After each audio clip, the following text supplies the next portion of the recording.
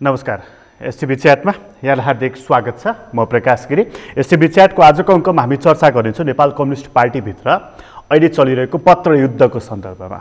त्यो पत्रयुद्धको बारेमा चर्चा चलिरहँदाखेरि स्थायी कमिटीको बैठकमा प्रधानमन्त्री तथा पार्टी अध्यक्ष केपी शर्मा ओलीले जबसम्म पुष्पकमल दाहाल प्रचण्डले पेश गर्नुभएको राजनीतिक प्रस्ताव खारेज हुँदैन तबसम्म त्यो बैठकमा भाग लिने औचित्य छैन।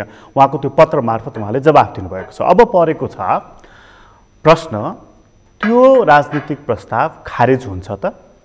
एउटा पार्टीको बैठकमा एउटा अध्यक्षले अर्को अध्यक्षले राखेको प्रस्तावलाई यसरी प्रथम दृष्टिमै खारेज योग्य, यो चाहिँ नि अभियोग पत्र भन्ने विशेषणहरू प्रयोग गर्दै बोल्नुपर्ने अवस्था आउने कारण किन बन्यो र यो कारण बनिरहँदाखेरि यो नेकपा कतातर्फ जान्छ? यो सग्लै रहन्छ, अलग अलग हुन्छ, महाधिवेशन कुर्छ, यसले चुनाव कुर्छ, वा त्योभन्दा अगाडि नै अर्को कुनै त्यस्तो बाटो रोजेर यो एउटा दिशातर्फ अघि बढ्छ? प्रश्नहरू थुप्रै रहेका छन् र बिचका केही नेताहरू छन् जसले चाहिँ नेकपा भित्रको विवाद हल गर्ने, नेताहरूको बिचमा सहमति कायम गर्ने, एकतालाई अझ सुदृढ गर्ने, यस्ता खालका कुराहरू गर्दै अघि बढेको पनि देखिन्छ। आजको अङ्कमा चाहिँ हामी वास्तवमा नेकपा भित्रको पत्रयुद्धको बारेमा, अध्यक्षहरूको बिचमा देखिएको वैमनस्यताको बारेमा, वास्तविक अर्थमा यसको चुरो कारण चाहिँ के हो, आज हामी त्यहाँ जाने कोसिस गर्नेछौँ। आज हामीसँग कुराकानीको लागि स्टुडियोमा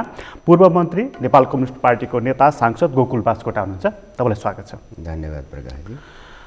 कुराको सुरुवात चाहिँ अस्ति म यसो हेर्दै थिएँ तपाईँको ट्विट, त्यहाँ तपाईँले एउटा बडा इन्ट्रेस्टिङ वाक्य लेख्नु भएको रहेछ। आफूलाई त यो फुटबल होस् या राजनीति, टिकीटाका नै मनपर्छ भनेर। के भन्नुभएको थियो? त्यो चाहिँ फुटबलमा एउटा स्पेनिस शैली छ र दक्षिण अमेरिकी शैली छ। मलाई त्यो मनपर्छ। फुटबल आम रूपमा त पावर गेम हो, पोलिटिक्स पनि पावर गेम हो, तर त्यसमा कला हुन्छ। त्यो कला चाहिँ त्यसको कला मलाई मनपर्छ। त्यो दक्षिण अमेरिकी शैली चाहिँ लङ पास दिन्छ, स्पेनिस शैली चाहिँ छोटो छोटो, मैले तपाईँलाई छोटो छोटो पास दिन्छ। होइन, युरोपियनहरूले बढी लङ पास खेल्छन् आम रूपमा स्पेन बाहेक। र यो चाहिँ म फुटबलकै कुरा त त्यति धेरै गर्न सक्दिनँ, हेर्छु। तर साधारणतया के हुन्छ भने त्यसमा चाहिँ पास आफ्नो बल आफ्नो नियन्त्रणमा लिने कुरा हो र दर्शकहरूलाई त्यसको कला र मनोरञ्जन दिने कुरा हो। राजनीतिलाई पनि कला पनि भनिन्छ नि, तर त्यसले मनोरञ्जन मात्रै दिँदैन, त्यसले चाहिँ सोलुसन दिन्छ। र फुटबलमा पनि जुनसुकै स्टाइलको गेम खेले पनि त्यसले रिजल्ट दिन्छ, त्यो भनेको जित हो। त्यसैले चाहिँ त्यो ढिला जस्तो पनि देखिन्छ, हतार जस्तो हुन्छ कसैलाई, तर त्यो टिकीटाकाले चाहिँ कसैको हतारहरूलाई धेरै वास्ता गर्दैन, आफ्नो स्टाइल बदल्दैन। अर्काले उत्तेजित बनायो भनेर उत्तेजित पनि हुँदैन, बरु विपक्षीलाई नै अथवा त्यसको काउन्टर पार्टलाई नै आफै कति उत्तेजित हुन्छ, त्यो उत्तेजनाको बरु मौका दिन्छ। त्यस्तै कुरा मात्रै लेखेको हो मैले। त्यसैले राजनीतिमा पनि हतारको काम छैन। हामीले जे भनेका छौँ अथवा जुनसुकै दलहरूले आफ्नो जे घोषणा गरेका छन् त्यसमा उनीहरूको आफ्नो लक्ष्यमा क्रमिक रूपले अगाडि बढ्छ। व्यक्तिको हतारोले समाजको परिवर्तनलाई आम रूपमा नेतृत्व गर्न सक्दैन। समाजको आर्थिक सामाजिक उत्पादन सम्बन्धले चाहिँ उत्पादक शक्तिहरूको बिचमा लिएर आउने फरकले, वितरण प्रणालीले वा उत्पादन सम्बन्धहरूले चाहिँ समाजमा मास स्केलको परिवर्तनको अनुभूति दिने हो। त्यसैले परिवर्तन, पोलिटिकल परिवर्तनहरूलाई अब भयो, फेरि अब हाम्रोमा के देखियो भने मैले सङ्केत गरेको निरन्तर क्रान्तिको जस्तो। अनि निरन्तर क्रान्ति भन्छन् नि, निरन्तर क्रान्ति हुन्छ, तर त्यसभित्रको अस्थिरता चाहिँ फेरि दुर्घटना हो। जस्तो निरन्तर क्रान्ति नै हो नि त, 7 सालदेखि अहिलेसम्म नेपाली जनताले लडेको क्रान्ति निरन्तर क्रान्ति हो। नागरिक अधिकारको निम्ति, राष्ट्रिय स्वाधीनताको निम्ति, व्यक्तिगत स्वतन्त्रताको निम्ति, स्वतन्त्र प्रेसका निम्ति, अथवा मानव अधिकारका निम्ति, न्यायपूर्ण समाजका निम्ति, कानुनी राजको निम्ति, उत्तरदायी सामाजिक व्यवस्थाका निम्ति लडेका हुन् नि त। त्यो कुरो स्थापित भयो, अनि हामी अर्कै व्यवस्थाबाट अर्को व्यवस्थामा प्रवेश गरिरहँदा त्यसका केही ढिलापनहरू हुन्छन्, त्यो क्रमशः बदलिनुपर्ने कुरा हुन्छ। त्यसमा धेरै हतारो गरेर हुँदैन, त्यही कुरा मात्रै इङ्गित गर्न खोजे हो। अनि अहिले चाहिँ त्यो इङ्गित गर्नुभएको चाहिँ कुरा त अलिकति प्रष्ट भयो, अझै प्रष्ट पनि हुँदै जाला संवादको क्रममा। अर्थात् मैले भनेको कलात्मक खेल खेलौँ, भद्दा खेल नखेलौँ पनि भने हो। जसरी आरोप प्रत्यारोप एकदम चाहिँ जुन त्यो हेर्दाखेरि पछाडि फर्किने ठाउँ नै बाँकी नराखेको जस्तो, हात मिलाउने अङ्कमाल गर्ने ठाउँ नै बाँकी नराखेको जस्तो, भोलिसँगै भेट्दाखेरि अप्ठ्यारो हुने खालको बात। त्यो त दृष्टिकोणहरूको भिन्नतालाई प्रकट गरिरहँदा व्यक्तिगत दुश्मनीको ढङ्गले अगाडि बढ्नु हुन्न भन्ने कुरा पनि त्यसमा मैले गरेको। 3 जना नेताहरू चाहिँ अहिले नेकपामा शीर्ष तहमा हुनुहुन्छ, अरू पनि हुनुहुन्छ, तर मूलतः प्रधानमन्त्री केपी ओली, अर्का पूर्व प्रधानमन्त्री पुष्पकमल दाहाल र अर्का पूर्व प्रधानमन्त्री माधव कुमार नेपाल मूल रूपमा त्यो देखिन्छ। अरू पनि नेताहरूलाई मैले अवमूल्यन गरेको होइन, 3 नेताहरू चाहिँ त्यहाँनिरको ठुलो चङ्कमा हुनुहुन्छ। लगतै तपाईँको अर्को दिनको ट्विट के थियो भने सर्प बिच्छी र भ्यागुता भन्ने थियो क्या। टिकीटाकासम्म चाहिँ अलिअलि बुझेको थिएँ मैले। यो सर्प बिच्छी र भ्यागुता चाहिँ तपाईँले कसले कसलाई सर्प, कसलाई भ्यागुता, कसलाई बिच्छी भन्नुभयो, यो चाहिँ बुझिएन क्या। होइन, नेकपाभित्रको चालु विवादको सम्बन्ध चाहिँ त्यस्तो देखियो। त्यहाँ विषयहरू देख्दाखेरि चाहिँ एकले अर्कालाई सिद्ध्याइहाल्छ कि जसरी बाहिर देखिन्छ नि, र पार्टी पङ्क्ति पनि त्यसै गरी उद्वेलित भएको जस्तो देख्छु नि मैले तल्लो तहसम्म, किनभने त्यहाँ गुटगुट छ। अनि एकदम चाहिँ अर्कोप्रति धेरै हदभन्दा बढी लक्ष्मण रेखा पनि उल्लङ्घन गरेर आक्रमण गर्ने, फरक भेलाहरू गर्ने, अनि लेख्दा बोल्दा पनि मानव भोलिका दिनमा कुनै सम्बन्ध नै हुँदैन जसरी। ल पार्टी नै फुटेछ भने नि व्यक्तिगत सम्बन्धहरू हुन्छन्, अनि राजनीतिक सम्बन्ध हुन्छ, किनभने हाम्रो व्यवस्थाले चाहिँ भोलि राजनीतिमा एउटा चाहिँ स्थायी शत्रु र मित्र हुँदैन भनेर चाहिँ आफै भन्ने। तर त्यो कुरा पनि बिर्सेर चाहिँ व्यक्तिगत तहमै निषेधतर्फ अथवा अनुहारै हेर्न नपर्ने जसरी उसको योगदान भूमिका कसैको पनि लाई बिर्सेर जसरी जाने खेल भयो। अब तर त्यसमा धेर नआत्तिनुहोस् है, किनभने अहिले नेकपाको गुट शक्ति सङ्घर्षभित्र तपाईँले नै उल्लेख गरे जस्तो 3टा पक्ष त छँदैछन्। 3टा पक्षका फरक फरक स्वार्थ पनि छन् है। स्वार्थ भनेको कस्तो? होइन, स्वार्थ भनेको त्यो शक्ति सङ्घर्ष भएपछि त त्यसमा स्वार्थ हुन्छ, राजनीतिक स्वार्थ कि त्यसमा मूलभूत रूपमा शक्ति प्राप्तिको वा त्यसमा टिक्ने कुराको वा नयाँ समीकरणतर्फको, यो त समीकरणको खेलबाट यहाँ आइपुग्या हो। त्यसो भएपछि तपाईँले भनेको सर्प बिच्छी र भ्यागुता चाहिँ एकसाथ रहन्जेलसम्म न उसले उसलाई मार्न सक्छ न उसले उसलाई सिद्ध्याउन सक्छ। सही कुरा। जस्तो के छ भन्दाखेरि सबैभन्दा कमजोर चाहिँ कुन होला त भन्दा मान्छेको नजरमा भ्यागुता। तर भ्यागुताले बिच्छी खान्छ, बिच्छीले सर्प मार्छ, सर्पले भ्यागुता खान्छ। त्यसैले एकले अर्कालाई निल्न खोज्यो भने कोही पनि सुरक्षित छैनौ। त्यसैले पोलिटिकल सन्तुलन हुन्छ है भन्ने कुरा पनि गरेको हो। र नेकपाको विवादको सम्बन्ध त्यस्तो पनि छ त्यहाँ। अब त्यसमा मिल्न सक्ने सम्भावना चाहिँ कति त, किनभने सबले सबको सब शत्रु जसरी देखियो नि त, सबको सब शत्रु होइन त। उसको ऊ शत्रु, उसको ऊ शत्रु, अथवा उसको ऊ आहारा, उसको ऊ आहारा। शत्रु भन्दा नि त्यो आफ्नो जीवन गुजाराको निम्ति अर्कोलाई सिकाएपछि ऊ चाहिँ आफ्नो सन्तुष्टि तृप्ति प्राप्त गर्ने भयो, त्यही कुरा हो। त्यो कुराले चाहिँ यो एक किसिमले त्यो निषेध पनि भनौँ त्यसलाई, एकले अर्कोलाई निषेध गर्न खोजेको। निषेध भन्दा पनि नखाइकन बाँच्न नसक्ने टुङ्गोमा पुगेपछि जोखिम लिन खोजेको जस्तो। यो सन्दर्भमा चाहिँ अरू पनि आरा हुन्छन् नि त, त्यतातिर गए भयो भने, तर 3टाको जम्का भेट जस्तो बनाइरहनु चाहिँ दुर्भाग्य हो भनेको। त्यसमध्ये पनि 2टा कोही पनि सुरक्षित छैन पनि भनेको, त्यसमा सन्तुलन पनि हुन्छ भनेको। तर एउटा पार्टीमा 2टा अध्यक्ष आफै पनि त्यो अलिकति अनौठो खालको छ। त्यस कारणले भनिन्छ नि हाम्रो उखानै भनिन्छ एउटा जङ्गलमा 2टा शेर भनेर होइन, एउटा म्यानभित्र 2टा तरबार रहँदैन भनेर। तपाईँले इङ्गित गर्न खोजेको चाहिँ नि अब एउटै हो भनेर हो? अब त एउटै हुन्छ नि, त्यो त महाधिवेशनबाट त एउटै हुनुपर्छ। त्यो अलिक परै भयो नि त। होइन, महाधिवेशन के पर छ र, आउँदो चैतमै छ नि, गर्नु पर्यो नि तोकेको मितिमा। विषय अहिले नै उठेर आइसकेको छ नि, के भनेर अध्यक्ष छाड्नुपर्छ भनेर। अध्यक्ष छाडिँदैन, यो गीत बन्द गरे हुन्छ है। अध्यक्ष छाडिन्छ, त्यो साँचो हो, महाधिवेशनमा जानुपर्छ। त्यहाँभन्दा अर्को बलात् शक्ति प्रयोग गरेर समीकरण बनाएर जाने कुराले एकताको मर्म र भावनालाई प्रतिनिधित्व गर्दैन, त्यो विभाजनको निम्ति रेखा कोरेको हुन्छ। यो साधारण कुरा हो, किनभने दुईटा अध्यक्षको प्रसङ्गै तपाईँले किन लिएर आउनुभयो भने दुईटा पार्टी मिलेको हुनाले समान भावना र मर्म त्यहाँनिर व्यक्त होस्। त्यही अघि सर्प र बिच्छी भनेको थियो, एकले अर्कालाई खाने होइन, एकले अर्कासित सहकार्य गर्ने र तल्लो पङ्क्तिसम्म अन्तर्घुलित हुन दिने, एकले अर्कालाई बुझ्ने, एकका शैलीहरू अर्कोको शैलीहरू, अर्कोको साङ्गठनिक व्यवस्था अर्कोको साङ्गठनिक व्यवस्था, अर्कोको चिन्तन प्रणाली अर्कोको चिन्तन प्रणाली, एउटाको वर्किङ स्टाइल अर्कोको वर्किङ स्टाइल, एउटाले त भूमिगत कालमा लामो काम गरेको छ, अर्कोले ओपन फरक ढङ्गले काम गरेको छ, एउटा एकदम डाइरेक्ट हिंसात्मक युद्धबाट आएको छ, अर्को डेमोक्रेटिक चाहिँ रिभोल्युसनबाट चाहिँ आएको छ। 30 खालका कुराहरूको बिचमा पनि त अन्तर संयोजित नेता मात्रैको कुराले हुँदैन नि, तलसम्मको सम्बन्धहरू चाहिँ जानुपर्ने हुन्छ। त्यो तलसम्मको सम्बन्धहरू जानको निम्ति नै 2 अध्यक्षको व्यवस्था गरिएको यो सङ्क्रमणकाल हो। यो सङ्क्रमणकाल चाहिँ नि महाधिवेशनबाटै अन्त्य हुन्छ कि त्योभन्दा अगाडि विशेष व्यवस्था मार्फत अन्त्य हुन्छ? यसो छ, अब यस खालको तरिका गरिरहने हो भने त महाधिवेशनमै पुग्छ कि पुग्दैन मलाई त शङ्का छ। म चाहन्छु नेताहरूले चाहेर मात्रै त्यो कुरा सम्भव छैन, किनभने आज चाहिँ हिजो पार्टीको सर्कुलर कुरेर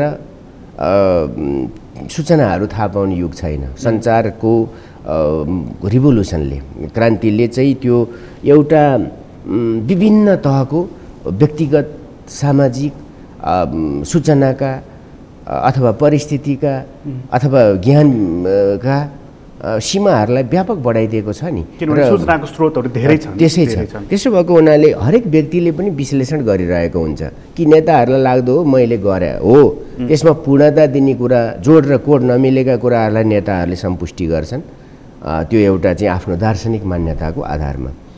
तर साधारण कुराको अहिलेकै कुरामा चाहिँ दोषीको भनेर म नजाउँ, दोषीको कुरा गरिसकेपछि दबाब बढ्ता हुन्छ, थोर बहुत कमी कमजोरी होलान्, तर त्यसको बिस्कुन सुकाउने गरी अनि कमिटीमा निर्णय नभइकन मतहरू सार्वजनिक गर्ने, वितरण गर्ने, त्यसलाई पोजिसन बनाउने सार्वजनिक, यो कुरा राम्रो थिएन नि। यो पोजिसन चाहिँ कसले बनाइराखेको छ? जस्तो अस्ति स्थायी कमिटीको बैठक पार्टी कार्यालय धुम्बाराईमा बस्यो, प्रधानमन्त्री त जानु भएन। यसो छ, पत्र गयो, पत्रमा के भनियो भन्दाखेरि त्यो प्रचण्डजीको प्रस्ताव चाहिँ खारेज हुनु पर्यो, त्यो प्रस्ताव होइन अभियोग पत्र हो। त्यो अभियोग हो, त्यो किन अभियोग? प्रस्ताव होइन अभियोग, तपाईँ पनि अभियोग? अभियोगै भन्छु म पनि। किन अभियोग भन्छु भने नि ती प्रश्न पोलिटिकल लेभलबाट जे उठाइएको छ, अब त्यो तपाईँले भनेको कुरा त मैले बोकेरै लिएर आएको छु नि, त्यो यही त हो नि, यही पढेर भने भइगयो। छापिएकै रहेछ नि, छाप्नु भएको छ, यो चाहिँ 5 जना प्रचण्ड कमरेडको तर्फबाट छापिएको छ, कार्यकारी अध्यक्षको तर्फबाट। त्यसमा उल्लेखित कुराहरू एउटा पार्टीको, एउटा रुलिङ पार्टीको वा रुलिङ पार्टी नभए पनि एउटा राष्ट्रिय पार्टीको नेताहरूले कुनै कुरा लिखितम रूपमा सार्वजनिक गरिरहँदा त्यो कुराको जवाफदेही बोक्नुपर्छ। खालि पार्टीभित्र मात्रै बोक्नु पर्दैन है, समाजमा पनि बोक्नुपर्छ, राज्यमा पनि बोक्नुपर्छ र पार्टीभित्र पनि बोक्नुपर्छ।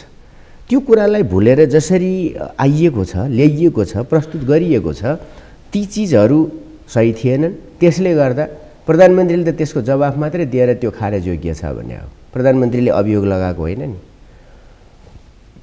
त्यसैले त्यो अभियोग पत्र हो, त्यसैले प्रथम दृष्टिमा खारेज हो भनेर भनिएको हो। त्यो खारेजै हुनुपर्छ? त्यो चाहिँ के हुन्छ म एउटा कुरा बताउँछु। खास गरिकन त्यसमा उठाइएका केही विषयवस्तुहरू हाम्रो राजनीतिक व्यवस्थामाथिका गम्भीर चुनौतीहरूलाई पनि त्यसमाथि पनि प्रश्न उठाउने गरी आएका छन्। जस्तो त्यहाँ हामी जाने हो र त्यहाँ हामी जान्छौँ र त्यसले मतलब अहिले सङ्क्रमण काललाई तपाईँले त्यो राजनीतिक व्यवस्थालाई नै चुनौती दिने भनेर कुन कुन कुन बुँदालाई, कुन वाक्यलाई चाहिँ इङ्गित गर्छ? मैले त्यो नम्बरै त त्यति याद गरेको छैन, तर त्यहाँ यही किताब चाहिँ यसमा पढ्दा हुन्छ, धेरैले पढ्न सक्नुहुन्छ प्रकाशजी। तर म के भन्छु भने त्यहाँ कुनै प्रसङ्ग छ, खास गरिकन राज्य सत्ताका सम्पूर्ण संयन्त्रहरू चाहिँ आइडियोलोजिकल अथवा अहिलेको आइडियोलोजी, नेकपाले बोक्ने आइडियोलोजीको आधारमा सञ्चालित भएनन् भन्ने हिसाबले गएको छ। ती संरचनाहरूलाई त्यसरी परिचालन गरिएन वा त्यसतर्फ रूपान्तरण गरिएन, परिचालन मात्रै होइन कि रूपान्तरण गरिएन भन्ने कुरा जनाउँछ। त्यसको मतलब के हो भने त्यसमा चाहिँ तपाईँले भनेको कुरा नि जस्तो चाहिँ त्यसमा सरस्वती पर्ने हो भने देखिन्छ कि त्यो यो कम्युनिस्ट पार्टीको सरकार हो, कम्युनिस्ट पार्टीबाट सञ्चालन हुनु पर्यो, पार्टीको निर्देशन, पार्टीको चाहना उठाउनु नै भयो, मैले हेर्नै पर्छ अलिकति। त्यो अलिकति तपाईँले भनेको कुरा त्यहाँनिर इङ्गित भएको देख्छु होइन, मैले अन्डरलाइन गरेरै पढाएको छु, हेर्नुहोस् है। जस्तो त्यसको पेज नम्बर 13 मा रहेछ कि राज्य सत्ताका सम्पूर्ण संरचनालाई समाजवाद उन्मुख गणतान्त्रिक संरचनामा रूपान्तरण गर्ने शान्तिपूर्ण जनक्रान्तिको उद्देश्यतर्फ कुनै चासो राखिएन। यसको बृहत तात्पर्य के हुन्छ? त्यो दुईटा समाजवादको चर्चा छ दृष्टिकोणको आधारमा। एउटा जसले आफूलाई प्रजातान्त्रिक समाजवादी भन्छ त्यो नेपाली काङ्ग्रेस हो। अर्को साम्यवादसम्मको समाजवाद हुँदै साम्यवाद जाने अर्को एउटा मान्यता छ। समाजवाद निर्माणका दुई आधार, सैद्धान्तिक आधार होलान्, दार्शनिक आधार होलान्, जीवन दर्शनका आधार होलान्, आर्थिक संरचनाका आधार होलान्, राजनीतिक व्यवस्था सम्बन्धित प्रबन्धहरूका आधार होलान्। एउटाले एकदलीय व्यवस्थाको माग गर्दछ, अर्कोले चाहिँ बहुलवादको वकालत गर्दछ, माग गर्दछ वा त्यसलाई स्वीकार गर्दछ। अब यो राज्य सत्ताका सम्पूर्ण संयन्त्रहरू भनेको यसो भन्ने हो भने हाम्रो देशमा आवधिक निर्वाचन हुँदैन। अब त्यसो त कहाँ भन्न पाइयो र? त्यसो हो भने त्यो व्यवस्थाको नाम के हुनेछ? आवधिक निर्वाचन हुन्छ भने सत्ताहरू फेरिन्छन् कि फेरिँदैनन्? राजनीतिक सत्ताहरू फेरिन्छन्। त्यो हामी आशा गर्छौँ कि नेकपाले जित्नेछ र जिताउन सकिन्छ। बाहिर चलेका हल्ला जस्तो सत्य छैन। जनताको नजरमा त्यहाँ भइरहेका कामहरूको सन्दर्भमा आजका जनता त्यति चाहिँ बाहिरबाट चलाइएका हल्लाबाटै प्रभावित हुने तहका छैनन्। तर त्यहाँ त्यो कुरा गर्दा कि अब त्यसको मतलब के हुन्छ भने राज्य सत्ताको अङ्ग सेना हो कि होइन? हो। अनि के नेपाली सेनामा अब पार्टीकरण गर्ने हो त? नेकपाकरण गर्ने हो? यसले के भन्छ? कतातिर इङ्गित गर्छ? त्यसै गरी न्यायपालिकामाथि त झन् प्रश्नै उठाएको छ। त्यहाँ अर्को पनि प्रसङ्ग होला, कतै पढाएको छु मैले। त्यो स्वतन्त्र न्यायपालिकाको हाम्रो मूलभूत मान्यता र विश्वव्यापी मान्यतालाई चुनौती दिन खोजेका हौँ त हामीले। एकातिर त्यसो भनेको छ, अर्कातिर सँगै कन्ट्रोभर्सी के छ भने न्यायपालिकाहरूमा संवैधानिक अङ्कहरूमा चाहिँ सत्ताको प्रभाव चाहिँ पार्न थालियो, त्यसको दुरुपयोग गरियो भन्ने छ। यो कस्तो प्रतिवेदन हो त? यो म त्यही भएर भन्दैछु। एक मिनट प्लिज प्रकाशजी, मलाई सक्न दिनुहोस्। त्यो के भने एकातिर एउटा बेग्लै सगरमाथाको, अब त आजदेखि त सगरमाथाको त उचाइ पनि अलिकति बढेको डिक्लेरेसन होला, मलाई थाहा छैन, तर के छ त्यो नापिएको छ आफ्नै तर्फबाट, अथवा संयुक्त पनि गरिएको छ, चीनले पनि गरेको छ, हामीले पनि गरेका छौँ। तर एकातिर यो खालको माग गरेका छ, अर्कोतिर त्यसलाई यी खण्डन गरेका छ भने चाहिँ यो दुईटा कुरा हो। एउटा यो अभियोग पत्र हो, एउटा यो कुण्ठा पत्र हो है। त्यसले त्यो बताउँछ नि त। त्यो मैले आरोप लगाएको होइन क्या, म आरोप लाउन तथ्य नै हेर्न सक्नुहुन्छ। अक्षरहरूकै कुरा गरौँ न। त्यसमा उठाइएका विषयवस्तुको कन्ट्रोभर्सी, राज्य सत्ताका सम्पूर्ण अङ्गहरू चाहिँ समाजवाद उन्मुख भएनन्। सेना, पुलिस, प्रहरी, अड्डा, अदालत, कर्मचारी, यही बताउँछ त्यसले। त्यो स्थायी संयन्त्र हो राज्य सत्ताको, हो, संयन्त्र न हो त्यो। त्यो आफै सरकार होइन, संयन्त्र हो, सरकारको अङ्ग हो। विभिन्न कुनै संवैधानिक अङ्ग छन्, कुनै चाहिँ प्रशासनिक संयन्त्रहरू छन्। संवैधानिक अङ्ग हुन्, प्रशासनिक संयन्त्र हुन्। ती कुरामा चाहिँ एकातिर त्यो छ, अर्कोतिर ती सबैको दुरुपयोग गर्यो भने चाहिँ, दुरुपयोग गरेको हो भने समाजवाद उन्मुखतर्फ चाहिँ नेकपाको सत्ताले भनेअनुसार सबै चल्ने भइसके, कानुन नियम गोलीमार भन्नेमा पुग्या हो भनेदेखि त भङ्जिया समाजवाद लागू भइयो। त्यो मागै उठाउनु परेन। अनि ती जानुपर्छ भनेदेखि अर्को फेरि लोकतान्त्रिक समाजवादको कुरा हो नि त, त्यो पनि त्यसलाई फेरि चुनौती दिएको कुरा भएन। तर त्यो यो कम्युनिस्ट पार्टी हो, नेकपा हो, कम्युनिस्ट हो भने कम्युनिस्ट आदर्श अनुसार चल्नुपर्छ भन्ने मूल मान्यता होला नि त। सुन्नुहोस् न, अब आदर्शको कुरा के हुन्छ भने आदर्श र व्यवहारको बिचमा भिन्नता हुन्छ, द्वन्द्वात्मक सम्बन्ध हुन्छ है। त्यो मान्छे त्यसमा अरूलाई अर्थ दिन जस्तो आफूले जीवनमा भोग्न अलिकति गाह्रो हुन्छ र हामी अरूलाई सजिलै भन्न सक्छौँ वा शङ्का गर्न सक्छौँ वा आक्षेप लगाउन सक्छौँ, तर आफैतिर हामी कति फर्किन्छौँ र ती कुराहरूको सच्चाइमा कति हेर्छौँ त्यसतर्फबाट पनि हामी चाहिँ जान सक्छौँ। त्यो पनि हो नि त कुरा। भनेपछि यहाँनिर एउटा ठुलो सैद्धान्तिक खाडलले पर्यो त्यसपछि। होइन, यसको कुरा गरेको मैले। त्यो पर्न दिँदैनौँ हामी, त्यो पर्न किन दिँदैनौँ भन्नुहुन्छ भने प्रतिवेदनले के भन्यो भने यो कम्युनिस्ट सत्ता भोलि समाजवाद साम्यवादसम्म पुग्नको लागि चाहिँ यसले भोलि यसमा कन्ट्रोभर्सी छ के मैले भने एउटा सर्वसत्तावादी सोच राख्यो यसले। त्यसमा जान सकिँदैन। त्यो पार्टी नेताहरूको 5 जनाको गठजोड भयो कि 6 जनाको भयो कि 7 जनाको भयो कि भनेर यो व्यवस्थामाथिको चुनौती पेश गर्न सकिँदैन नि। त्यहाँ जान सक्दैन नि, आफै पनि जान सक्दैन नि त। जस्तो कि तपाईँले उठाएको कुरो, म तपाईँले 3टा नेताको कुरा गर्नुभयो, यो प्रचण्ड कमरेडको नाममा आएको छ, म सोध्न सक्छु न्यायपालिकाबारे कमरेड माधव नेपालको दृष्टिकोण, झलनाथको दृष्टिकोण, वामदेव कमरेडको दृष्टिकोण के हो? न्यायपालिकाको सन्दर्भमा प्रचण्डकै पनि स्पष्टीकरण आयो नि, त्यो उहाँको पनि ट्विटमा आयो नि, तर दस्तावेजमा यो बोल्छ नि। हो, यो दस्तावेज त यो हो नि। के छ? राज्य सत्ता सञ्चालनका सम्बन्धमा, राजनीतिक व्यवस्थाका सम्बन्धमा के फरक छ? त्यसरी हामी जान सक्दैनौँ। समाज त्यहाँ पुगेको छैन। त्यो कस्तो हुन्छ भने यो चाहिँ क्रमशः कस्तो हुन्छ भने यदि यस्तो हतारो भोलि पुग्ला, सबै मान्छे कम्युनिस्ट भयो भने कुरै बेग्लै भयो नि त, होइन? त्यसो भए त सङ्गठन बनाउन नि कुद्नु परेन, विचार बनाउन नि कुद्नु परेन, चुनाव पनि गराउनु परेन, एकले अर्काको उछित्तो काट्नु पनि परेन, 2टा झन्डा फहराएर कङ्ग्रेस नेकपा भनेर दौडिनु पनि परेन।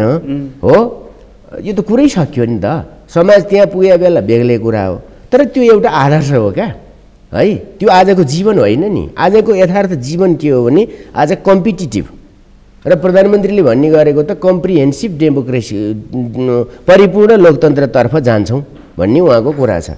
त्यो चाहिँ के छ भन्दाखेरि स्वतन्त्रताहरूले मात्रै पुग्दैन, आर्थिक स्वतन्त्रतालाई पनि र सामाजिक सम्बन्धहरूलाई पनि खुसियाली बनाउनुपर्छ भन्ने आधारमा उहाँले 5-6वटा बुँदालाई नयाँ त्यसमा चाहिँ सरकारको प्राथमिकताभित्र र एउटा नयाँ परिभाषा गर्नुभएको छ। त्यसो भएदेखि म यो प्रसङ्गलाई अलिकति गर्न चाहेँ। त्यसो भए यो जुन प्रतिवेदन छ प्रचण्डजीको, यो खारेजै हुनुपर्छ त्यसो भएदेखि? त्यो त खारेज भइहाल्छ नि, त्यहाँ अरू पनि कुरा छ होइन। यसमा अर्को एउटा बिन्दु पनि छ नि, होइन? यहाँ प्रधानमन्त्रीको पनि प्रचण्डको पनि दुईटै चाहिँ मिलाउनलाई तपाईँले दुईटै हेर्नुहोस् न। जस्तो प्रधानमन्त्रीले सचिवालयमा आफ्ना तर्फबाट यस अभियोग पत्रको वा यस कुण्ठा पत्रको जवाफ दिँदा प्रधानमन्त्रीले केही जवाफ पनि दिनुभयो होला, केही त्यहाँ वैचारिक सैद्धान्तिक कुराहरूलाई पनि संश्लेषित गर्नुभएको होला। पार्टी अध्यक्ष पनि हो, खालि प्रधानमन्त्री मात्रै होइन नि त है।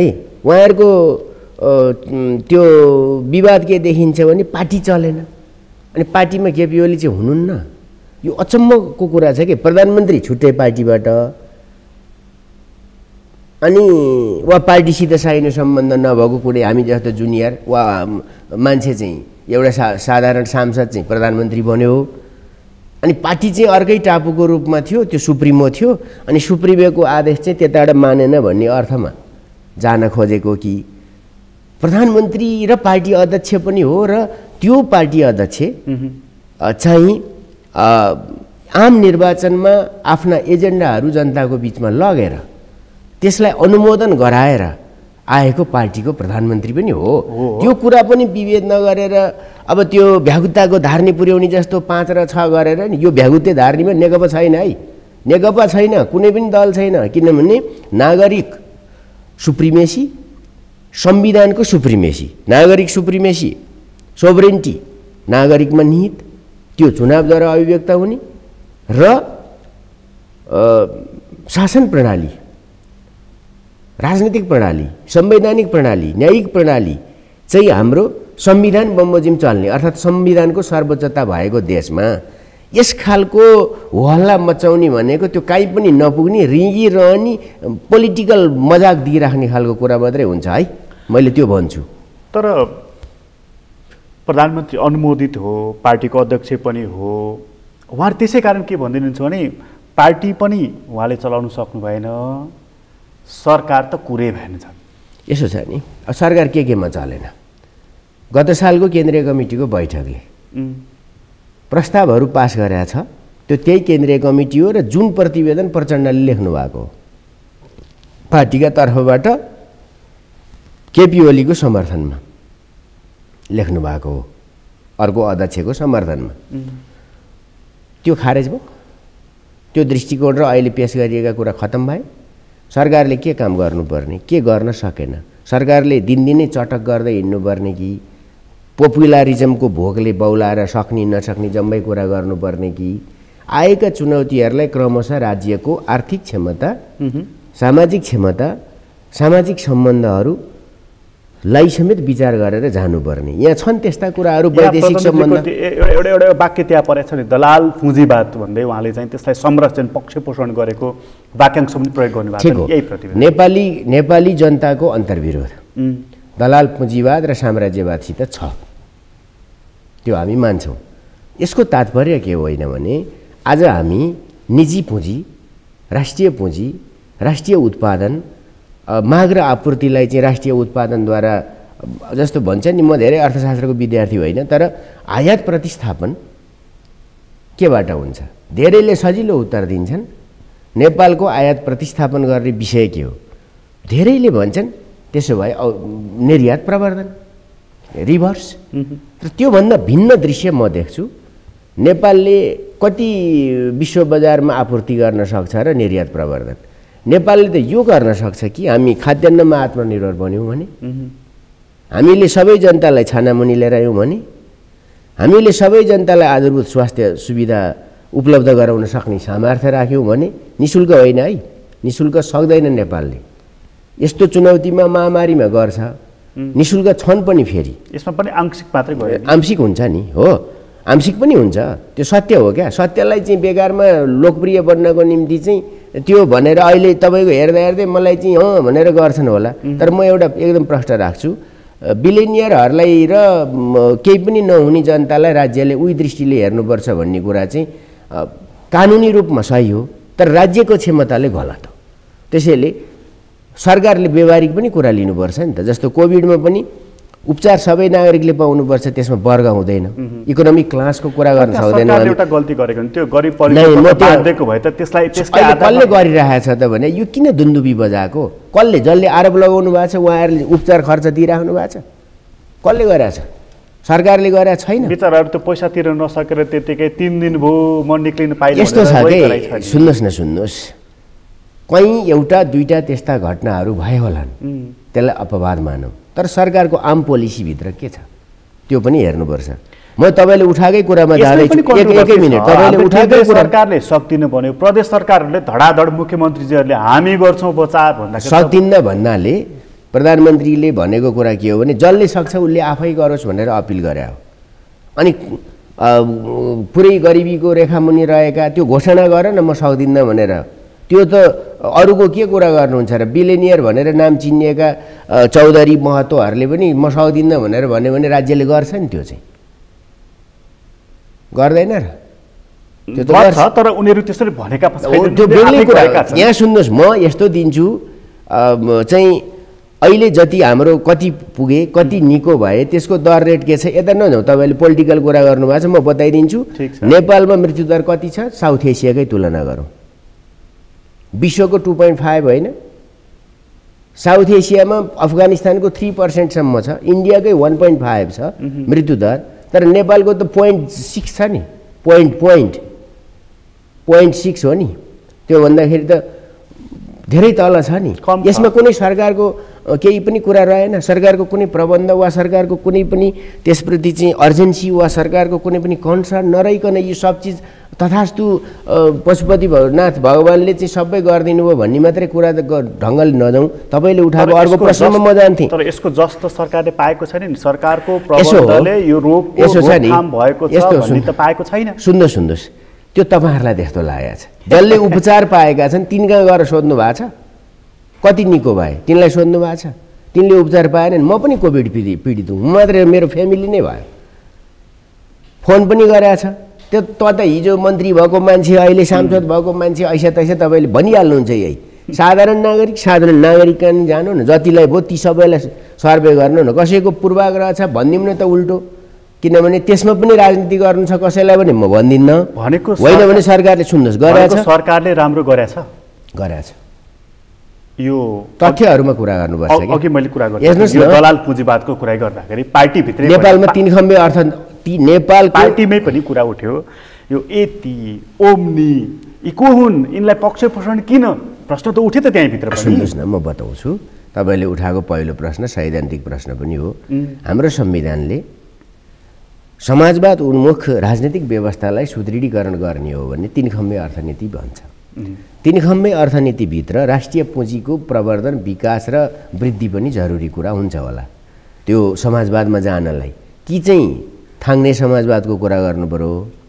त्यो भनेको चाहिँ सडकमा सबै सुत्यो भने सबै सडकमा सुत्नु पर्यो अथवा कोही चाहिँ सडकमा सुत्नु परिरहेछ कसैले मेहनत गरेर आफ्नो चाहिँ प्रबन्ध मिलाएका छन् भने तिनलाई पनि सडकमा लिएर आएर सुताउने समाजवाद एउटा यो पोलपोटकालीन समाजवाद लागू गर्ने जस्तो कुरा कम्बोडियाको है त्यही समाजवाद हो भने मलाई केही भन्नु छैन त्यो समाजवाद म चाहिँ जान्न प्रष्ट कुरा व्यक्तिगत स्वतन्त्रताको कुरा गर्ने हो भने मलाई को जान्छन् जाउन् त्यो मलाई खाँचोको कुरा छैन तर वास्तविक समाजवाद के हो भने तपाईँ भाँडोमा भए जति मिलाएर बाँड्नु पर्यो वितरण प्रणाली के हो क्षमता अनुसार घाँटी हेरी हाड निल्न पर्यो त्यसैले मैले भनेको हाम्रो तीन खम्बे अर्थतन्त्र भनियो निजी क्षेत्रलाई हामीले निषेध गरेका छ त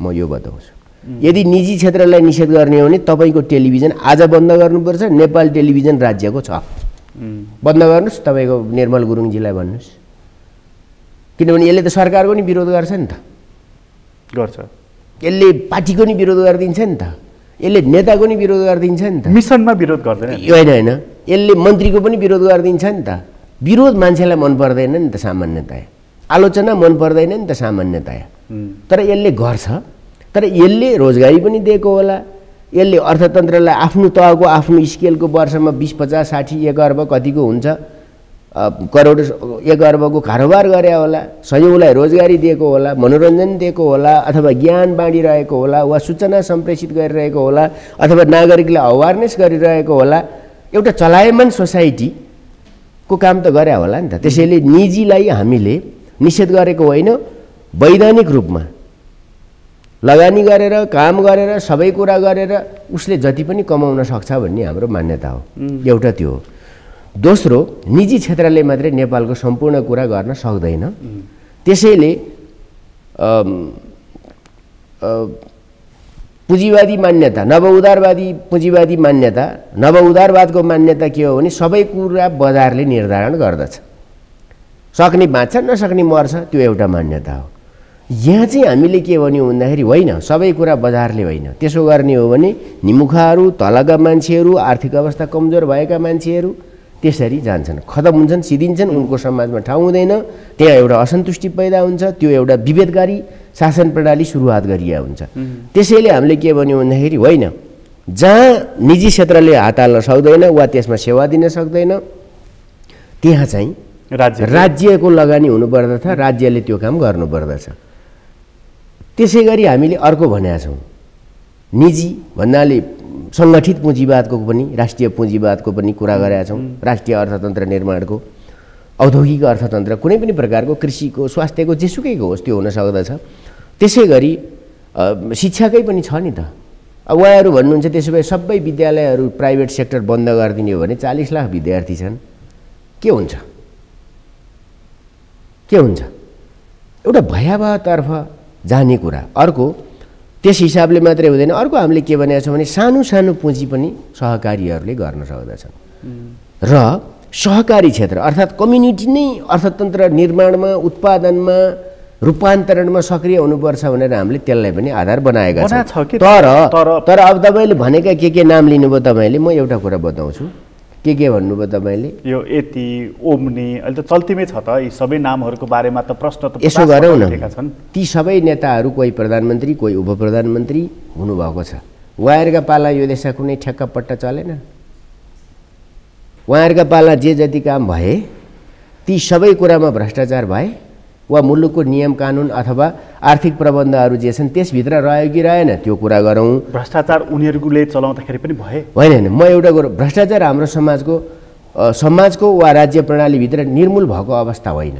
तर म एउटा कुरा यसो भन्छु त्यो प्रधानमन्त्रीले गर्नु त्यहाँ एउटा यस्तो तर्क छ नि सिम्पल कुरा क्या म एउटा बताउँछु यस्तो फस्ने कुरा नलेख्नु। भ्रष्टाचार भएको छ भने तपाईँले मलाई मैले तपाईँलाई लगाएर यहाँ फैसला हुँदैन है।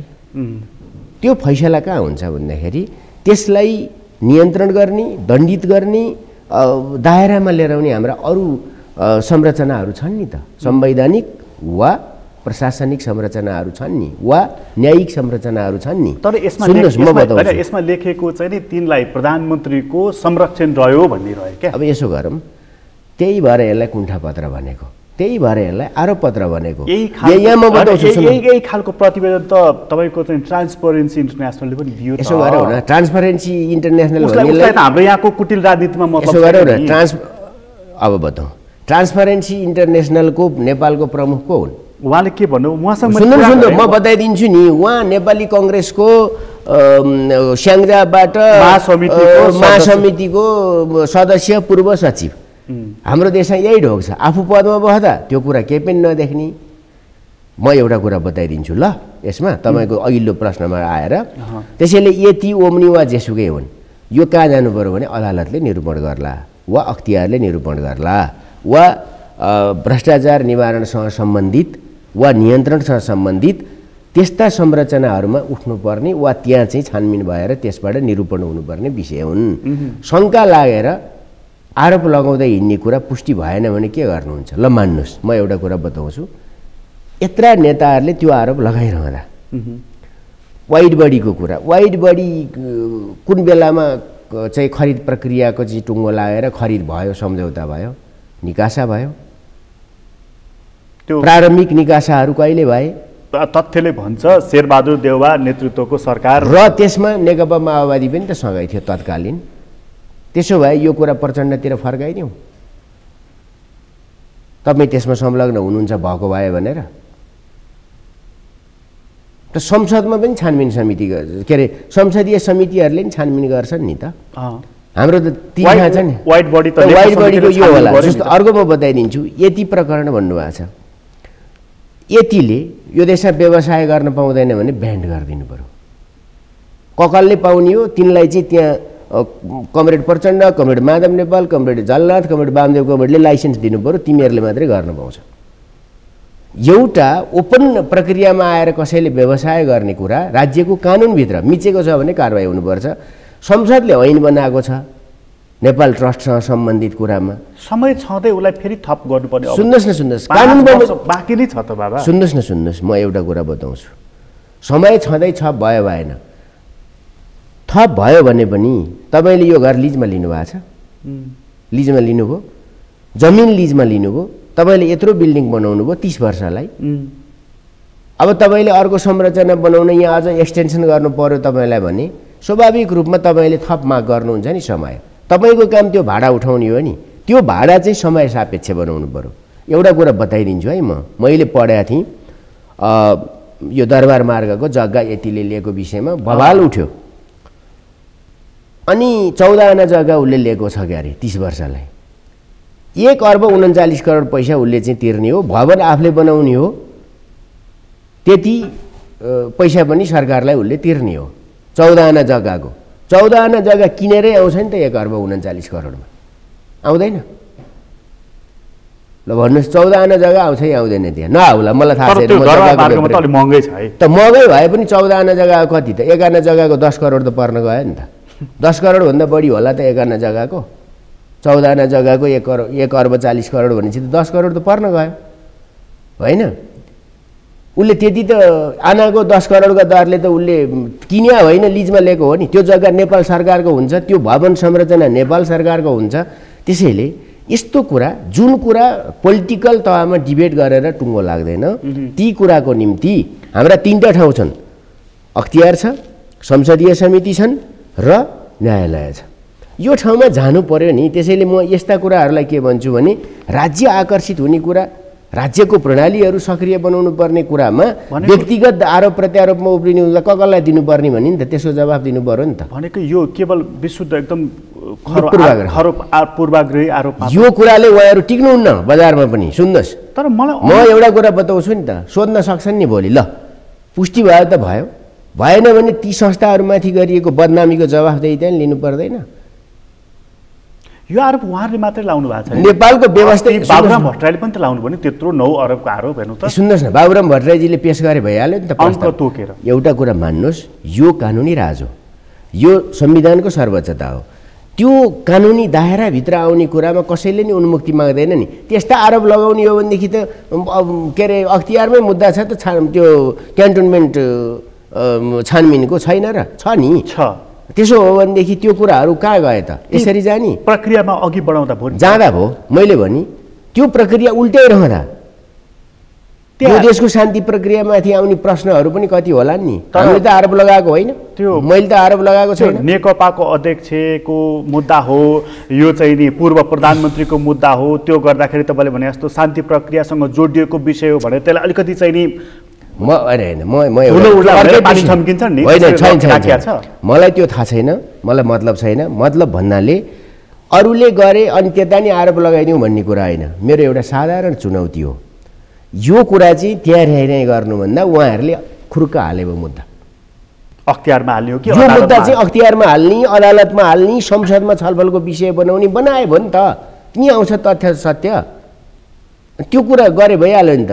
सुन्नु, संसदमा डिबेट होला, संसदमा पनि दल छन्, के भन्छ विपक्षी दल छन्, सत्तापक्ष छन्, त्यहाँ एउटा निष्कर्ष आउला। त्यो निष्कर्ष पुगेन कसैलाई अख्तियार जाला, उसले पनि दसी प्रमाण जुटाउला, अनि त्यसपछि पनि चित्त बुझेन भने त्यसैलाई काउन्टर दिनको लागि भनेर यो बालुवाटार काण्ड चाहिँ तपाईँको चाहिँ यो क्यान्टोनमेन्टको काण्ड। ए बाबा सुन्नुहोस् न, बालुवाटार काण्डको नाममा अनि रिटकृष्ण नेउपानेले माधव नेपाललाई नै मुद्दा हालेको छ त। बालकृष्ण नेउपानेले पहिला रिटकृष्ण पनि भन्थे, अनि हालेको छ त। अनि माधव नेपाल भ्रष्टाचारी हो भनेर म हिँडौँ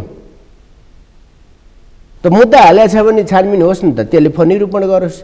त्यहाँबाट निरूपण भएपछि होला नि त। मेरै बारेमा नि क्वेसन उठ्यो नि, म अदालत गएको छु नि, अरू कसैले भनिदिएर हुन्छ? त्यहाँबाट निरूपण भएर आउनु पर्यो नि। तपाईँको बारेमा त प्रधानमन्त्री दाइना भएको कारणले यो त्यो कुरा नगर्नुहोस्, म चुनौती दिन्छु। मैले उन्मुक्तिको माग कानुनी, राजनीतिक, आर्थिक, प्रशासनिक कुनै पनि प्रकारको सामाजिक उन्मुक्तिको माग गर्न मिल्दैन डेमोक्रेसीमा। डेमोक्रेसी के हो? डेमोक्रेसी के हो? त्यसको परिभाषा के हो? तपाईँलाई त्यो जङ्गली राज हो? ठुलो आरोप त लाग्यो नि। आरोप लाग्यो त, आरोप तथ्य नभएको कुराको आरोप लागिसकेपछि अख्तियारले के लेख्यो त संसदलाई? अख्तियारले नै संसदलाई त लेखाएको छ कि अरे कुनै आधार प्रमाण केही फेला परेन भनेर। छानबिनकारी निकायले आधार प्रमाण फेला पार्दैन, कसैलाई झौचल्याछ भनिरहँदा राजनीतिक फाइदा भन्ठाने हो। बाहिर त 70 करोड त्यो तपाईँकैमा यी मैले दिइसकेको छु। मैले फेरि दोहोऱ्याइरहेर म त्यहाँ जान्न। 70 करोड होस् कि 70 अर्ब होस् कि 70 खर्ब होस्, त्यो मलाई मतलब भएन।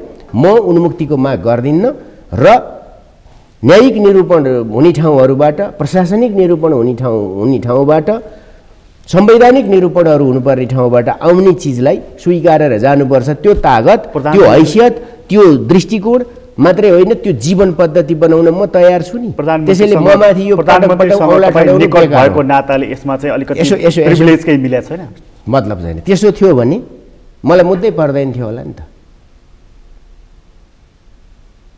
र म अदालत पनि जान्न थिएँ होला नि त। म गएको हो नि अदालत, म माथि अन्याय भयो, मैले गर्दै नगरेका कामको आरोप लगाइयो भनेर। यस विषयमा म धेरै जान चाहन्न। यो चुनौती सुन्नुहोस्, यसो गर्दा यता पनि हेरौँ, जता हेरे पनि तथ्यको आधारमा सत्य निरूपण हुन्छ, त्यसमा स्वीकार्न तयार हुनुपर्दछ। म कसैसित एक्सक्युज गरेर हिँड्दिनँ भनेर मैले बारम्बार भनिसकेपछि त्यही कुरो मलाई उठाइरहनु पर्दैन।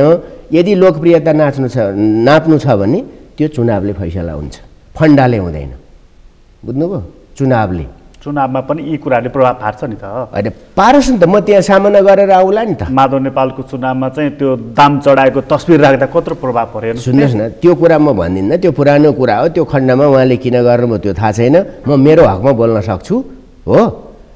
सिम्पल कुरा के हो भन्दाखेरि चाहिँ म माथि उठ्या प्रश्नको उन्मुक्तिको माग मैले गर्दिनँ, तर कसैले आरोप लगाइदिएर राजनीतिमा त के हुन्छ त अहिले मित्र अहिले दुश्मन त्यस्ताले भने आधारमा चलाएर तिनले पोस्टर निकालेर तिनले ट्रेनै गरेर तिनले ट्विटरमा लेखेर तिनले फेसबुकमा लेखेर त्यो केही मतलब छैन। काभ्रेली जनता जहाँ म चुनाव लड्छु उनीहरू पनि फेसबुक चलाउँछन् नि होइन तिनलाई थाहा छ नि त्यहाँ के भइरहेको छ तिनले मलाई मेरा कैयौँ चिजहरूलाई अनुमोदन गरे हो नि।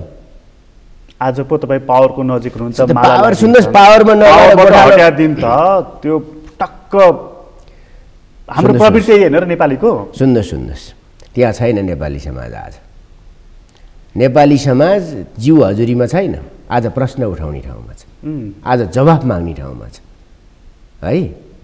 नेपाली समाज सत्तालाई पुज्ने र विपक्षलाई गोद्ने तहमा छैन। नेपाली समाज सत्य र तथ्यमा उभिने बिन्दुमा पुग्दैछ। नयाँ पुस्ता यसरी इमर्ज भएर आएको छ त्यो जोसित ऊ चाहिँ यहाँ घुलमिल गरिरहेको छ उसलाई केही समय भ्रममा पार्न सकिएला तथ्य त तथ्य हुन्छ नि त्यसमा के हुन्छ। पार्टीकै कुरामा आए अहिले तपाईँ महाधिवेशनको इङ्गित गर्नु मेरो एउटा चुनौती चाहिँ भयो क्या मैले तपाईँकैमा भनिदिएको छु जेसुकै कुरा गर्नुहोस् मसित धेर प्रश्न गर्नुभन्दा चुनावमा सामना गर्न को आउने हो उहाँहरूको बलियो नेता पठाउनु। म चुनाव लड्छु मेरो लोकप्रियता त्यही हुन्छ। यो उहाँहरू भने चाहिँ कसलाई काङ्ग्रेसलाई जसलाई लड्नु छ पार्टीभित्रै बढ्दा उठ्या हो नि त यो विषय। पार्टीभित्र त किन छोड्छु मैले म त चुनाव लड्ने नै भइहालेँ नि मेरो कुनै हक छैन र त्यहाँ मैले बनाएको पार्टी हो 10 वर्ष लाएर चाहिँ म 10 वर्ष गर्छ नि कोलाई टिकट दिने भनेर। सुन्नुहोस् त्यहाँ जनता पनि छन् तिनको पनि कुरा हुन्छ त्यही भएर भनेको यो कम्युनिस्ट पार्टी मात्रै होइन के यो लोकतान्त्रिक कम्युनिस्ट पार्टी हो के त्यहाँ जनताको कार्यकर्ताको सचिवालय छ स्थायी कमिटी छ केन्द्रीय कमिटी त्यहाँ तपाईँ हुनुहुन्छ त्यहाँ त गोकुल बास्कोटा कि अर्को तुलोमा राखेर जोख्छन् नि। जोखे भइगयो त भनिदिएको छु त मैले अरूलाई नि जोखौँ नि त जोखे भइहाल्यो नि त्यसमा के फरक पर्छ र। यो म थिइनँ नि हिजो त अरू नै थिए नि नेताहरू सांसद त्यहाँबाट म थिइनँ नि मलाई देख्नु भएको थियो अनि म सधैँ हुन्न नि म पछि अरू पनि आउँछन् त्यो मलाई थाहा छ डेमोक्रेसी त्यही हो। तर कोही 10 पल्ट हुनुपर्ने कोहीलाई तपाईँ कति टर्म लड्नुहुन्छ भन्नुहोस् त कति टर्म त्यो चाहिँ म अहिले भन्दिनँ म आउने एक टर्म त अवश्य लड्छु नि त्यसपछिको कुरा हुन्छ। एक टर्म त लड्नुहुन्छ म यो कुरा भन्छु यही कुरा त उठ्या छ नि पार्टीमा पनि पार्टीमा उठेको कुरा हो नि त यो पनि ठिक छ त जाऊ न त एकजना व्यक्ति कति पटकसम्म सांसद मन्त्री हुने प्रधानमन्त्री हुने अध्यक्ष हुने प्रधानमन्त्री हुने जाम अहिले नै जाम न गजबले जाम तयार छन् तर नेपालका सबै दलहरू तयार हुनुपर्छ यो एउटा त्यस्तो चिज हो नेपालका कमसेकम नेकपा भित्रका सबै तयार हुनुपर्छ जाम। अस्ति प्रधानमन्त्रीले म अब अध्यक्ष हुन्न म अब चुनाव लडेर प्रधानमन्त्री हुन्न भन्नुभयो होइन पत्रमा भन्नुभयो प्रचण्डजीले भन्नुभयो यदि त्यसो हो भनेदेखि म पनि अध्यक्ष छाड्नको लागि तयार छु नयाँ पुस्ताको लागि बाटो खोल्न। त्यही भएर त महाधिवेशन गर्नु पर्यो। अब यति भनिसकेपछि अब के बाँकी रह्यो त अनि बाँकी रह्यो भने व्यवहारमा ल्याउन बाँकी रह्यो नि अधिवेशन गर्नु पर्यो अधिवेशनमा उठिने छैन भनेर लेख्नु पर्यो बाँकी सबै अहिले नै त्यो त अहिले नै माग्यो होइन त राजीनामा होइन त्यो त प्रधानमन्त्रीको हकमा पो भयो त अनि अरूको चाहिँ हकमा हुँदैन त उहाँहरू त अध्यक्ष प्रधानमन्त्री हुनै पाउनु भएको छैन किन हुनु पाउनु भएको छैन त्यो अघिल्लो सन्दर्भमा अघिल्लै कालखण्डमा अघिल्लै परिस्थितिमा हुनुभएको थियो तर जेसुकै परिस्थितिमा भए पनि एकअर्कासित जोडिएरै भएका छन् नि एकीकृत पार्टीको अध्यक्ष र त्यसको बलमा हुने प्रधानमन्त्रीको कुरा हो नि त। त्यसो भए नियम चाहिँ बनाउने व्यक्ति हेरेर एकतालाई जोगाउनको लागि पनि त यति त गर्नु व्यक्ति हेरेर बनाउने हैन एकतालाई जोगाउनको लागि पनि त व्यक्ति हेरेर जोगाउने कसलाई प्रधानमन्त्री हुन दिनेखेर यस्तो नियम कसलाई अध्यक्ष हुन दिनेखेर यस्तो नियम कसलाई सांसद उठाउनेखेर यस्तो नियम कसलाई त्यो नगर्नु परेको छ त्यसबेला नियम चाहिँ बीचबीचमा चेन्ज गर्ने एउटा सिस्टममा जाउँ न प्रधानमन्त्री भयो अब व्यक्तिगत म एउटा कुरा अब प्रचण्डजीलाई त्यो ह्यान्डओभर म एउटा कुरा बताउँछु है यो नेकपा र नेपाली कांग्रेस पनि यति ठुला पार्टी हुन् कि यी पार्टीहरूले व्यक्तिगत पहुँचकै भरमा राष्ट्रव्यापी सम्बन्ध बनाउन सक्दैनन्। यो मूलतः त्यसको सञ्चालन प्रक्रिया प्रणाली र त्यसका राष्ट्रिय दृष्टिकोणहरू सेन्ट्रल लाइट हुन्छ नि फोकस गर्ने कुराहरू त्यसबाट चल्छ। त्यो कुरा त बुझिदिनु पर्यो नि हजुर। त्यो कुरा नबुझिकन जाने हो भने व्यक्तिगत रूपमा त जो स्वतन्त्र उठेर नि जित्छ नि मान्छे जित्दैन र नानुमिया दाल त जित्या देश हो। त्यो बेग्लै सन्दर्भ थियो अहिले डेमोक्रेसी छ, अहिले पार्टीहरू छन् र यो बेला पनि कोही जित्न सक्छ। जितेकै छ त, छक्काबहादुर लामा जित्नु भएन, स्वतन्त्र जितेर पछि नेकपा जोइन गर्नुभयो, उहाँले जित्यो होइन, जित्छन्। किनभने त्यो व्यक्तिहरूलाई मन पराउने समाज पनि छ र हाम्रोमा मुद्दाहरू सँगसँगै व्यक्तिगत पनि कुरा जोडिन्छ। त्यसमै प्रधानमन्त्रीले अहिले प्रधानमन्त्री र अध्यक्ष दुवै पद हस्तान्तरण गर्नुहुन्न। प्रधानमन्त्रीले ती पद दुईटा अहिले जसरी माग गरिरहेछ त्यसरी हुँदैन। त्यसले एनार्किजमको वकालत गर्दछ, त्यसले डेमोक्रेसीको हत्या गर्दछ। विवादको हल पनि त गर्नु पर्यो होइन, विवादको हल गर्ने तरिका कसलाई के मन लाग्यो कतिखेर सपना देखेर त्यसरी हुँदैन नि। त्यसले सिस्टममा हुन्छ नि। त्यसले पार्टी डेडलक भयो भने डेडलक भए छलफल हुन्छ। छलफल यो प्रकारको छलफल त यो त त्यही त, त्यसो भए के लागेको छ त्यही गर्दा हुन्छ।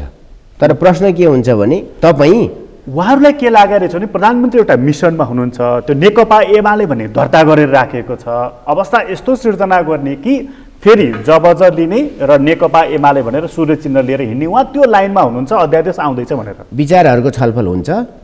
जबज जबरजस्त नेपाली समाजको वस्तुगत सत्य हो, त्यागिसके पनि त कुरा हो। त्यागेको छैन, अस्ति एकताको क्रममा त्यागेको छैन। जनताको जनवाद र 21औं शताब्दीको चाहिँ जनवाद यो जबज त्यसका दुईटै एकले अर्काबाट सिक्ने कुरा स्वीकार्ने हो, एउटाको राम्रो कुरालाई त्यसमा लिएर आउने खालको कुरा हो। तर जबजले उठाएका फन्डामेन्टल कुराहरूबाट नेकपा ब्याक हुनै सक्दैन। त्यो अर्को पार्टी गठन गरे नि ब्याक हुँदैन क्या, एमाले नै चाहिँदैन त्यसको निम्ति। त्यो जनमोर्चाले पनि त्यही प्रयोग गरिरहेछ। जे भए पनि जबज त नरहने भयो। त्यो म महाधिवेशनमा छलफल गर्ने भनेको छ, त्यसैले तीबाट टुङ्गो हुन्छ। मेरो व्यक्तिगत मत सोध्नु हो भनेदेखि त्यो चेन्ज हुँदैन। अहिले पूर्व माओवादी नेताहरूको भनाइ चाहिँ जबजमा जानु भनेको प्रतिगमन हो भन्ने छ उहाँहरूको। होइन, अब केमा जाँदा चाहिँ अग्रगमन हुन्छ त? जनताको जनवाद। जनताको जनवाद भनेको चाहिँ फर्केर फेरि त्यही पुरानो जनवादको कुरा हुन्छ क्या। त्यो यो कम्युनिस्ट पार्टीका मान्छेहरूले बेला बेला गर्ने शाब्दिक बहसमा म धेर जान्न, यतातिर समय छैन। तपाईँले उठाएको अर्को कुरामा म भन्छु,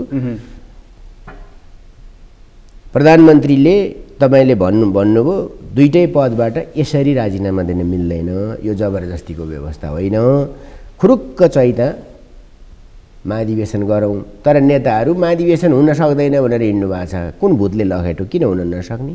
त्यो काम गर्नु पर्यो नि। 8 लाख सदस्य छन् भनेको छ, अनि त्यहाँबाट चुनिएर आउनु पर्यो, यहाँबाट चुनिनु पर्यो। होइन चुनिनु हुँदैन भनेदेखि त 60-40 भने जस्तै सहमतिको व्यवस्था छ, के गरेर आउने हो, आउनु पर्यो।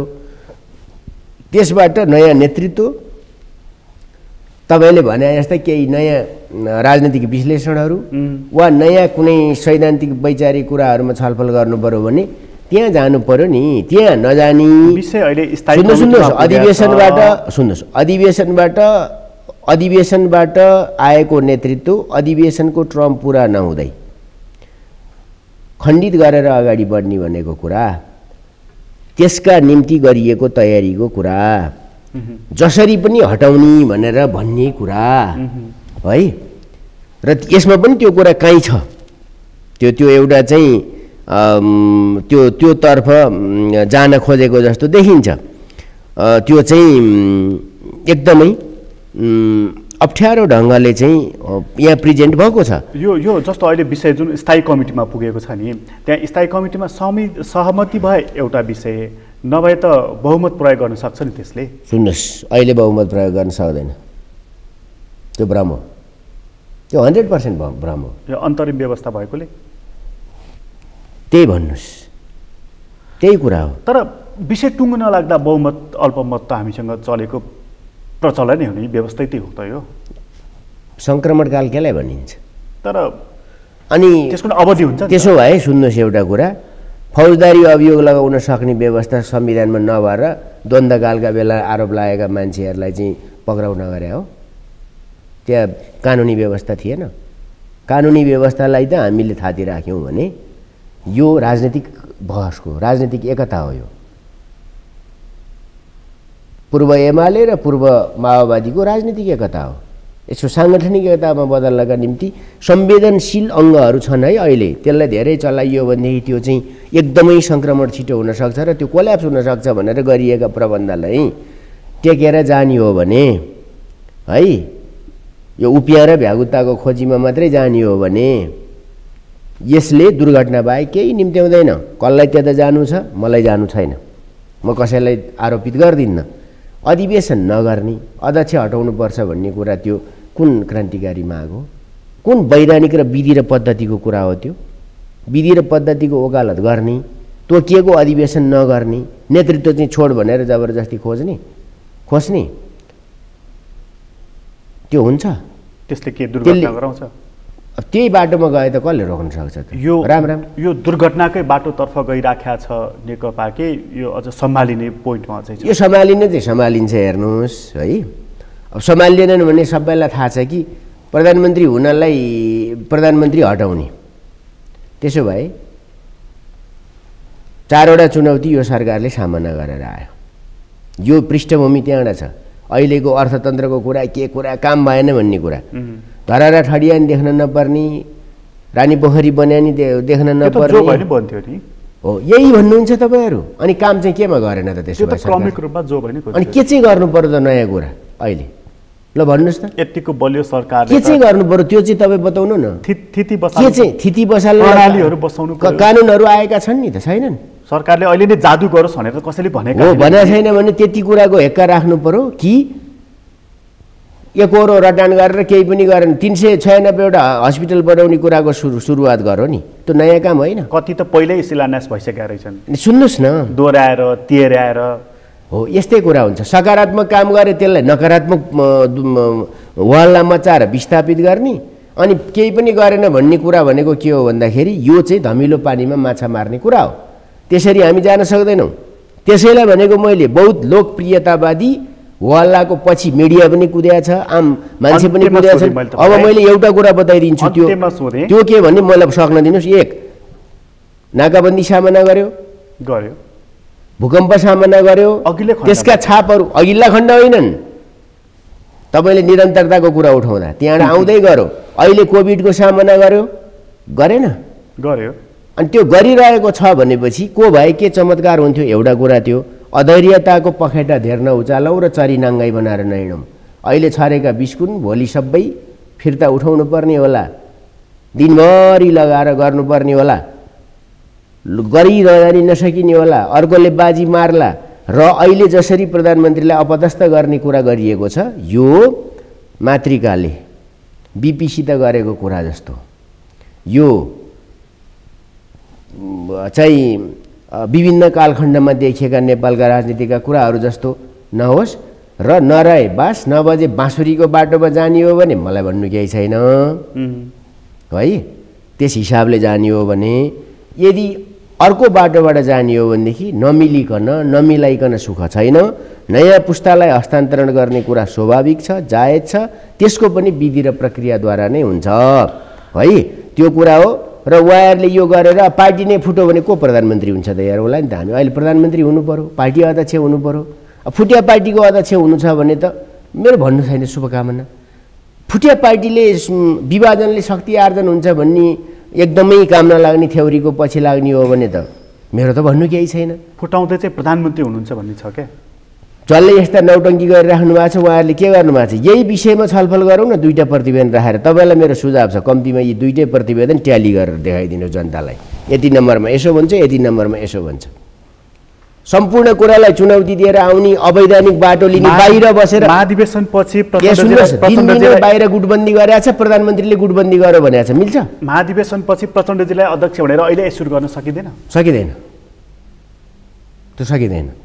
महाधिवेशनको सार्वभौमिकतालाई चुनौती दिएर डेमोक्रेसीको वकालत गर्न सकिँदैन, अथवा जनवादी केन्द्रीयताको वकालत गर्न सकिँदैन। माधव नेपाल कसैलाई पनि, केपी ओलीलाई त सकिँदैन, भइरहेको अध्यक्षलाई, बाँकीलाई किन गर्ने? हामी त नयाँ पुस्ताले गरोस् लिड भन्ने चाहन्छौँ, सेकेन्ड जेनेरेसनले लिड गरोस् भन्ने चाहन्छौँ। होइन अब मिलेर खान्छन् भने खाउन्, त्यसमा केही छैन, सम्मान हो नि। खाउन् भन्नाले मैले एज अ पोजिटिभ सेन्स खाउन् भनेको, त्यस अर्थमा भनेको। अन्त्यमा सोधेँ, यो नेकपा फुट्छ कि एकताबद्ध भएर अघि बढ्छ? अब एउटा बिन्दु चाहिँ कस्तो देखियो भन्दाखेरि, एकताबद्ध बनाउन चाहिँ कार्यकर्ताले बनाउँछन्।